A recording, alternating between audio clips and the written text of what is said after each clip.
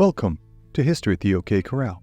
Don't forget to subscribe, hit the like button, leave us a comment down below, and share this episode with a fellow history lover. And now, on to tonight's episode. Northern France, April 21st, 1918. In the chill of a new spring morning, Manfred von Richthofen forces himself to open his tired eyes, having suffered through yet another restless night of fitful sleep and unsettling nightmares. He is 25 years old, and already one of the most well-known men in the whole of the country, if not the whole of Europe. In the midst of the horrors of World War I, he has risen to celebrity status as a symbol of hope for Germany. As millions of German young men have marched off to the horrors of the muddy trenches, with many never returning, and as the tide of the war has begun to move against the central powers of Germany, Austria-Hungary, and Turkey, Richthofen has been presented to the German public as a gallant knight of the air. As Germany's premier ace fighter pilot, with an astonishing 80 confirmed kills in the skies over the vast Western Front, Richthofen's image of a clean-cut, fearless young daredevil in a sleek red Fokker triplane is presented to the wartime public in an attempt to obfuscate the horrors and futility of the battles being waged on the ground in favor of what was thought to be a more chivalrous approach to combat in the new deadly art of one-on-one dogfights in the skies above the battlefields. Only miles away from where Richthofen now stirs awake on the battlefields of the Somme, some of the most brutal fighting the world had ever seen had unfolded in the preceding year. Countless soldiers on both sides had met brutal ends in endless artillery barrages, head-on charges, gas attacks, and hand-to-hand fighting in the flooding, stinking trenches that lined the 400-mile-long Western Front. Stuck in the filth and gore of the war on the ground, many a young soldier glanced skywards at their airborne compatriots with some measure of envy for what appeared to be a more genteel existence. But, in fact, in the first war in which the airplane will be employed, the inverse has proven to be true over the past 3 very dangerous and very deadly years. Scarcely more than a decade has passed between the Wright brothers' first successful flight of the Kitty Hawk in 1903 and the outbreak of World War I in Europe. Planes were not only a new technology, their evolution from an airborne reconnaissance platform to offensive fighters and bombers had happened as the carnage of the trenches unfolded beneath them. Initially, encounters of rival pilots in the air had been, in fact, quite congenial, with a gentlemanly respect being afforded by each for their respective enemy. However, within a matter of weeks, potshots were being traded with rifles and shotguns. In the months after this, both sides of the conflict had worked furiously to develop a way to outfit the increasingly powerful and agile fighter planes with machine guns that could be fired accurately by a pilot in flight without damaging his own aircraft. It would be German flight engineer Anthony Fokker who would pioneer the use of an interrupter gear that would pause the plane's whirling propellers just long enough for a burst of gunfire before initiating the propeller again. This advancement was soon copied by the British and the French, and soon, pilots in the skies over Europe were pioneering techniques and tactics to hunt down, engage, and kill their enemy in an arena which mankind had never conducted warfare before. Though the prevailing thought among the public at large is that the technology employed and distance between combatants must assuredly result in a more civilized fight, the death rates of pilots surpasses even those in the front lines of the trenches. By 1918, the average life expectancy of a fighter pilot on either side is little more than 2 weeks, and this is not counting the number killed in training. The world of the World War I fighter pilot is one in which winner-take-all, life and death contests are often waged multiple times a day for weeks or even months on end. In comparison to their cohorts serving on the ground, however, pilots of the First World War lived in a maddening contrast of violence and luxury. while the men on the front lines are relegated to the confines of the trenches and must subsist on rations of crackers and canned meat. Pilots on both sides enjoy the comfort of personal quarters, soft beds, hot meals, as well as beer, wine, spirits, and often no shortage of cigars. Men like Manfred von Richthofen have managed not only to survive in this terrifyingly dualistic, intensely consequential way of life, but to thrive in it. Even amongst his most auspicious peers, Richthofen stands out for both his accomplishments and his dedication. Though the British press has only recently begun to release the names of their celebrated ace pilots, meaning a fighter pilot who has managed to accrue 5 verified kills in combat, the German press has pushed Richthofen and a number of his fellow pilots as vaunted heroes, dedicated to the glory and victory of the Rhineland. Richthofen has risen to command his own flight of pilots, all flying the new Fokker triplane, a highly complex and maneuverable aircraft painted in a variety of bright colors and designs. The group presents a garish spectacle to the unknowing eye and has been dubbed Richthofen's Flying Circus. But their business at hand is deathly serious, and it weighs heavily on the mind of Richthofen, whose body and psyche have begun to accrue the wear and tear of numerous injuries, countless close calls, and untold instances of witnessing death from an up-close and personal perspective. Roughly a year earlier, he had been hit with machine gun fire that had torn a 4-inch wound in his head. He had managed to fly back to base and land on pure instinct alone, but had suffered a severe concussion. Ever since, he had been plagued by headaches, dark moods, and an ever-growing sense of foreboding. The thrill of the chase and the kill had been replaced with a sickening sense of self-loathing. He feels himself, in some sense, cursed by his own talents. Though he continues to fly, despite repeated admonishments to retire from his officers and family alike, he does so solely in the hopes of keeping more of his countrymen alive.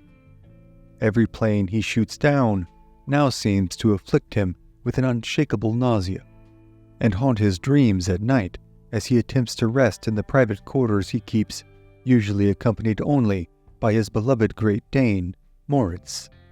However, the odd duality of his vocation still manages to manifest itself in shows of Richthofen's personal pride and his abilities as a hunter. Raised in a home of esteemed military men, a favorite family pastime had been hunting the many elk and boar that populated the family's estate. Much like his family's home, Richthofen's barracks are decorated with his most prized hunting trophies. The head of a moose and a boar, respectively, adorn the wall across the room from his bed, reminders of a simpler life. But it is the dozens of metal plates and strips of canvas adorning the walls, all stamped or emblazoned with serial numbers, that draws the most intense glares of curiosity, and perhaps even concern, from any of the all-too-rare visitors who find themselves invited inside. Each has been pried by Richthofen himself off of the many planes he has shot down.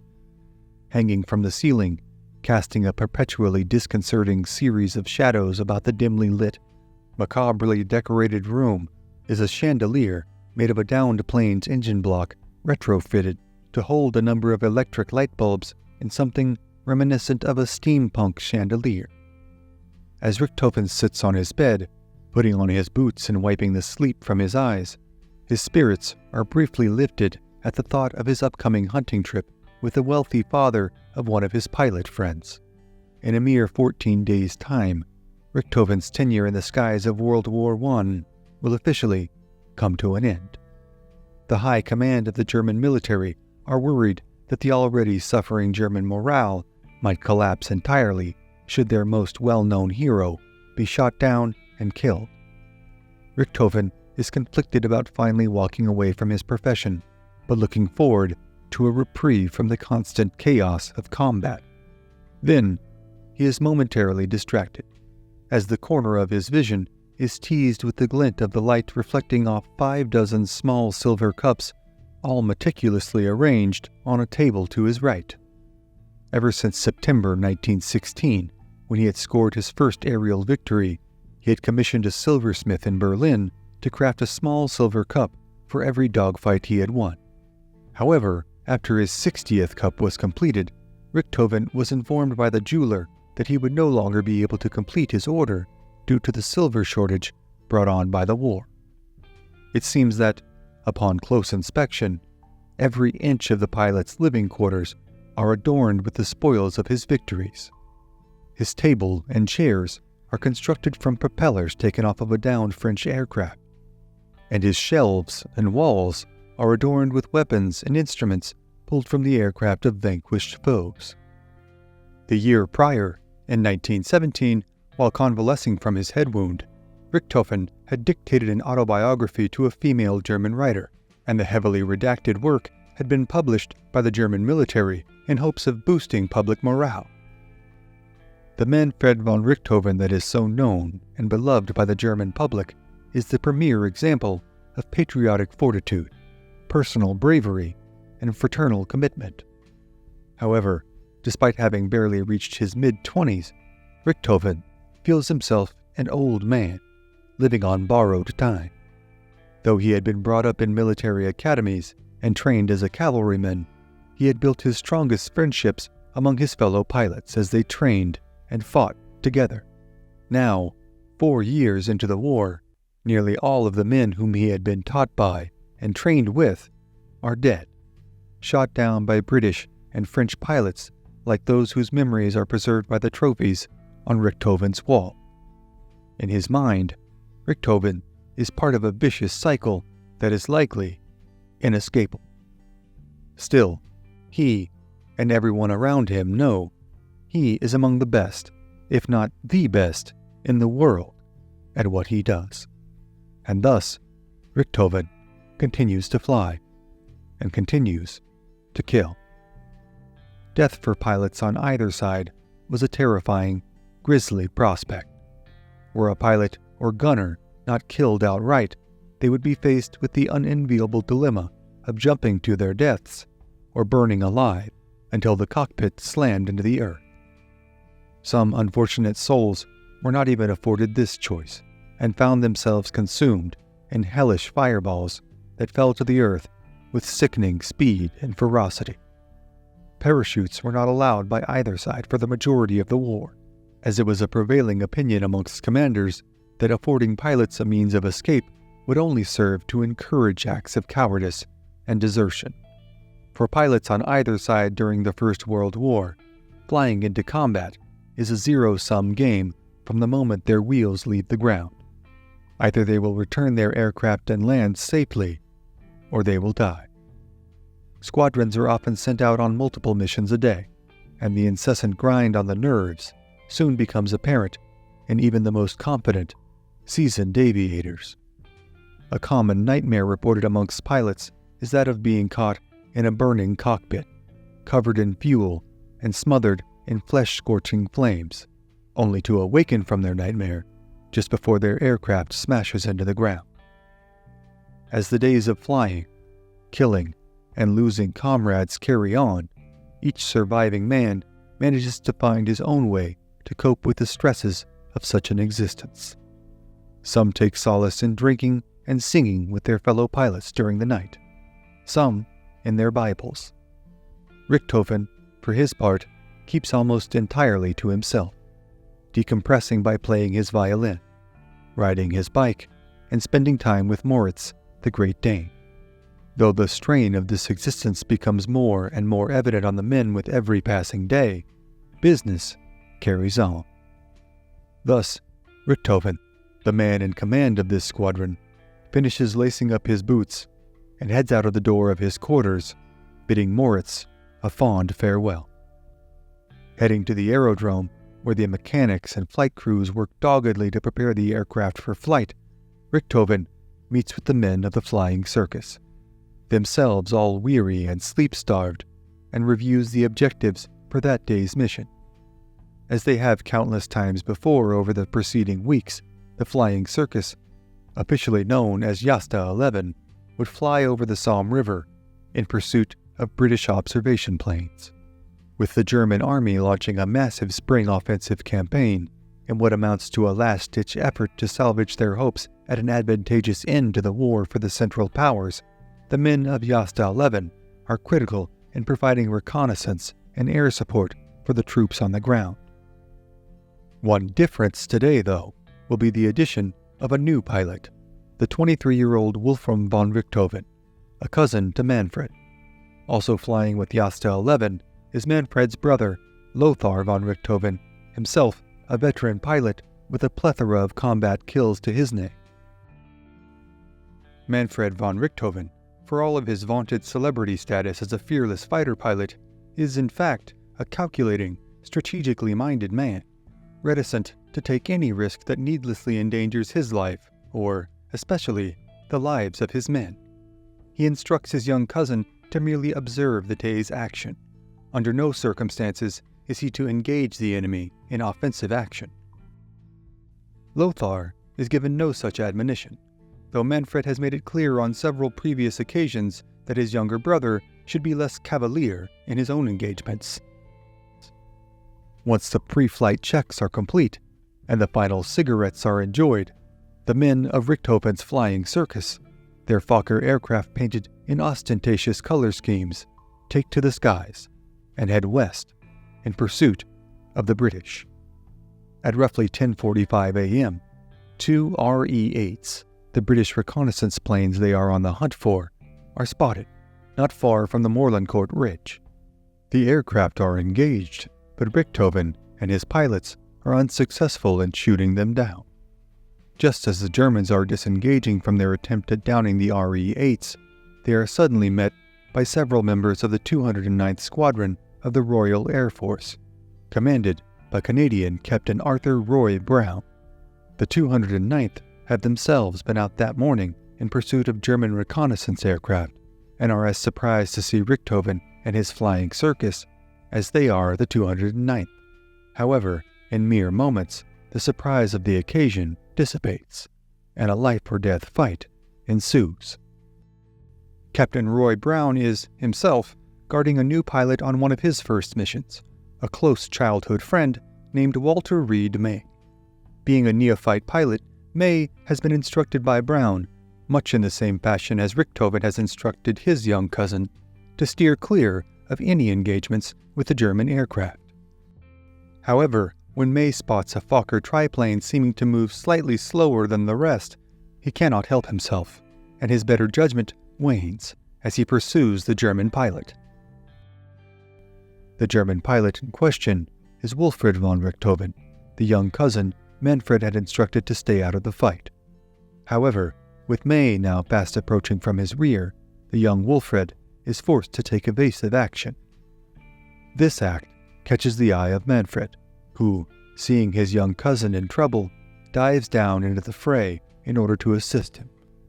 The elder von Richthofen now tails the terrified young May, who now dives his Sopwith Camel, the famed British fighter plane, below the cloud cover, following the course of the River Somme.